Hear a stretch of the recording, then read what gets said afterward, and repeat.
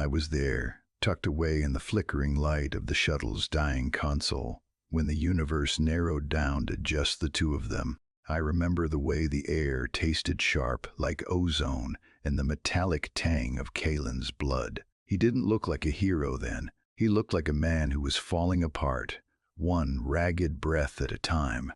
But when Lyra reached out, her skin glowing with that pale crystalline hum of the heavenly, he didn't flinch. He took her hand. I saw the spark of it, that first moment where the cold vacuum of space seemed to stop at the hull. His palm was rough, calloused from years of gripping a pulse rifle, and her fingers were smooth as polished diamond. The heat between them, it wasn't just physical. It was like watching two stars collide in slow motion. But look, you have to understand where this started. It didn't start with a soft touch on a barren moon.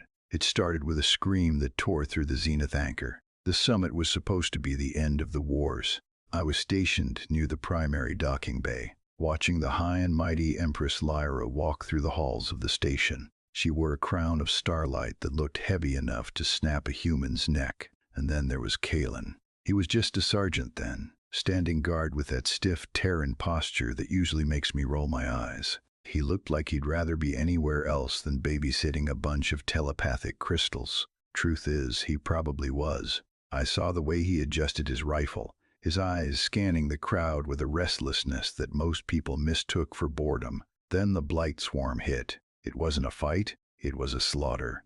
I remember the sound, a high-pitched screech that bypassed the ears and went straight for the brain. The Empress's own guards, those invincible crystalline warriors, they broke. They felt the swarm's hunger through their mental link, and they ran. They didn't even look back at her.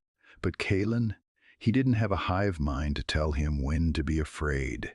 He just had a soldier's promise. And I suppose that's the difference between a biological advantage and a moral choice. I saw him step in front of her. The hum of his energy shield was the only thing standing between Lyra and the Void Dwellers. He looked at her once, just a quick glance over his shoulder, and I realized then that courage isn't the absence of fear. It's the refusal to run when everything in your DNA is screaming for you to bolt. He grabbed her by the arm, and for the first time a human touched the Empress of the Prism hegemony. There was no protocol, no ceremony, just the desperate grip of someone trying to keep another person alive. I don't think they even noticed me standing there in the corridor as the emergency lights turned everything a violent, flashing red.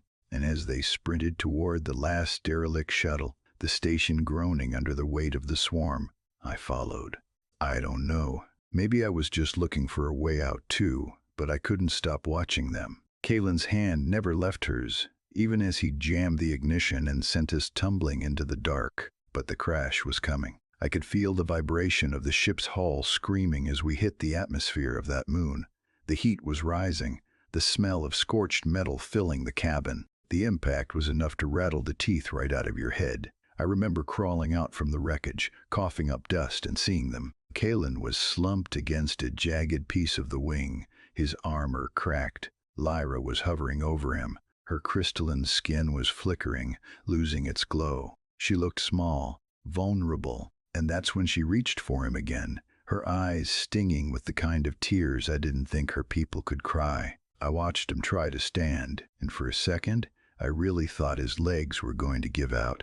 Kalen was shaking that fine, violent tremor you only see in men who have given everything and are being asked for a little bit more. The moon was a graveyard of white rock and jagged glass, and the sky was already starting to crawl with those flickering black shapes. The swarm. They don't make noise like animals do. They make a sound like 1,000 knives scraping against a hull. I remember the way Kalen gripped his rifle, his knuckles white, and then he looked at Lyra. She was standing there, her crystalline skin pulsing with a rhythmic, frantic light. She was terrified. Her guards had abandoned her because they couldn't handle the psychic feedback of the swarm's hunger. But Kalen, he didn't have that problem. He was just a man with a job to do. I saw her reach out, her fingers trembling as they hovered near his face. Truth is, I think she was looking for a reason to stay. She didn't find a reason in the stars or her titles. She found it in the way his eyes never left hers, Then came the part I'll never forget. Kaylin reached up and pressed her hand flat against his chest, right over his heart. I could see the thud of it through his torn flight suit. It was steady, it was loud, and when he pulled her closer, his forehead resting against hers, the air between them didn't just vibrate, it ignited. I saw the glow from her skin bleed into him, a gold and silver light that started at his fingertips and climbed up his arms. They weren't just two people anymore. They were a circuit. He provided the focus, the cold, hard steel of human will, and she provided the power. I don't know. Maybe it was the most intimate thing I've ever witnessed. Every time he pulled the trigger, I could see her flinch in perfect synchronization with him. They were moving like a single creature, a dance of fire and crystal against a sky that wanted to swallow them whole. I remember the heat coming off them. Not the heat of a fire, but the electric searing heat of a connection that shouldn't have been possible. And they won. They actually won. By the time the Terran reinforcements broke through the atmosphere, the ground around that shuttle was piled high with the empty husks of the swarm. But Kaylin and Lyra, they hadn't moved. They were still sitting there in the dust, her head on his shoulder and his hand still tangled in hers. I saw the way the generals looked at them when they landed. There was a lot of talk about tactical anomalies and unprecedented synergy, but I knew better. I saw it myself. The ceremony on the Zenith anchor a month later was something else.